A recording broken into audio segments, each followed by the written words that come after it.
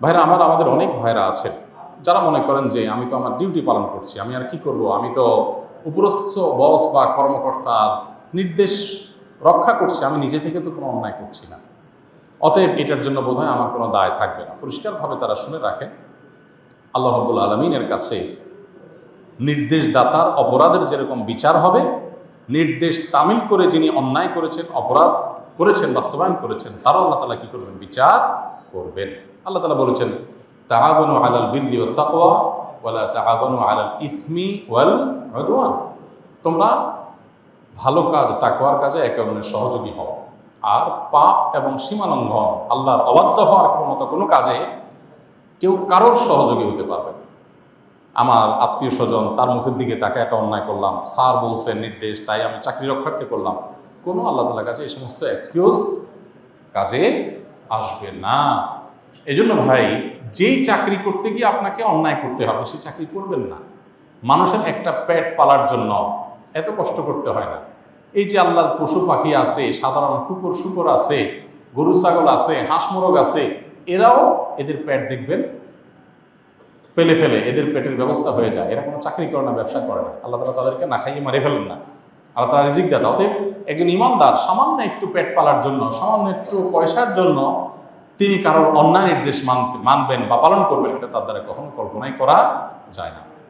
অনেক ভাইরা আছেন প্রবাসে, রেস্টুরেন্টে চাকরি করেন, তাদের মদ, শুকরের গোশত, এগুলো তাদের পরিবেশন করতে হয়, প্রস্তুত করতে হয়, রেডি করতে হয়, সার্ভ করতে হয়। তারাও একই প্রশ্ন করেন যে আমাদের জন্য এটা জায়েজ হবে কিনা, আমি তো নিজে মদ পান করি না, আমি তো নিজে হারাম খাই না। উত্তর একই, আপনি হারাম না খান, যে হারাম খাবে তাকে আপনি সহযোগিতা করবেন। অতএব আপনি নিজে তামিল করেছেন, আরেকজন নির্দেশ বাস্তবায়ন করেছেন, নির্দেশদাতা অপরাধী, আপনিও অপরাধী, কোনো রক্ষা হবে না। মনে রাখবেন, সেই কাজ করা জায়েজ নাই যে কাজ করতে গেলে আমাকে অপরাধে লিপ্ত হতে হয়, অপরাধ সংগঠন করতে হয়, সেই কাজ করা আমার জন্য জায়েজ নাই। নিজের আখিরাত রক্ষা করবার জন্য সেখান থেকে আমাকে সরে আসতে হবে। এবং এই বিষয়টি না বোঝার কারণে আমরা অনেকেই নিজের অপরাধগুলোকে আমরা অপরাধ মনে করি না। আমরা মনে করি আমার কি দোষ, আমি তো হুকুমের গোলাম, তোমাকে তার গোলামি করতে কে নির্দেশ করেছে? লা তাআতা লিমাখলুকিন ফি মাসিয়াতিল খালিক। আল্লাহ রাব্বুল আলামিন কোনো কিছু নিষেধ করেছেন, পৃথিবীতে এমন কোনো সত্তা নেই যার নির্দেশ মানা যাবে আল্লাহ সে নিষেধাজ্ঞাকে অমান্য করে। এমনকি আপনার নিজের মা বাবাও যদি আপনাকে অর্ডার করে যে বাবা এই অন্যায় করো, তো আল্লাহ তাআলা কোরআনে কারীমে বলেছেন, ফালা তুতি'হুমা ওয়া ইন জাহাদাকা আলা আন তুশরিকা বিল্লাহ। আল্লাহর সাথে শরীক করো, এই নির্দেশ যদি বাপ মাও দেয়, যেই কোনো অন্যায়ের কথা যদি বাপ মাও বলে, তাহলে ফালা তুতি'হুমা, তাদের ওই কথার অনুসরণ করা যাবে না, ওই কথা মানা যাবে না। অতএব বস তো বস, চাকরি তো চাকরি, জন্মদাতা মা বাবা যদি অন্যায় করতে বলে সেটা করা যাবে না। বিধায় আপনি হুকুমের গোলাম, আমি অর্ডার তামিল করেছি, এই কথা বলে আল্লাহর কাছে পার পাবেন না। আল্লাহ তাআলা আমাদের সবাইকে সবসময় সততার উপরে, নিষ্ঠার উপরে পরিচালিত করার নিজেদেরকে আল্লাহ তাআলা তৌফিক দান করুন, এবং সব ধরনের অন্যায়, সব ধরনের অবিচার, সব ধরনের জুলুম, সব ধরনের গুনাহের কাজ, পাপের কাজ, এটা থেকে বেঁচে থাকতে হবে। আমাদের অনেক ভাইরা আছেন ছোটো ছোটো চাকরি করেন, স্যার মদ খাবেন, নিজে মদ খায় না, স্যারের মদের বোতলটা গাড়িতে কায়নে দিতে হয়। হ্যাঁ, তো এটা জায়েজ নেই, হারাম কাজ। যেই স্যারের নিয়মিত এই কাজ করা লাগে,